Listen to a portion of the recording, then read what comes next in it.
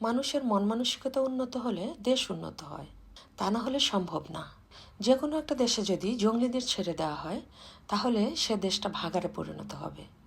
আর একটা বন জঙ্গলে যদি সভ্য জাতি বসবাস শুরু করে তাহলে সেই বন জঙ্গলটাকে তারা সভ্যতায় রূপ দিবে। এটাই বাস্তবতা। বিশ্বাস হচ্ছে না? চোখ মেলে পৃথিবীটাকে তাকিয়ে দেখুন। মাথায় যদি একটু ঘিলু থাকে বুঝে যাবেন।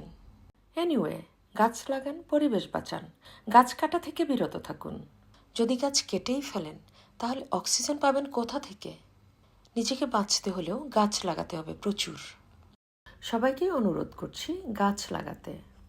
যার যতটুকুন জায়গা আছে ততটুকুতেই গাছ লাগান।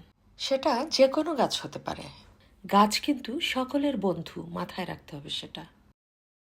ছোটবেলা থেকেই আমি প্রচুর গাছ লাগাই, আর ফুল বাগানের প্রতি তো ঝোঁক আছেই।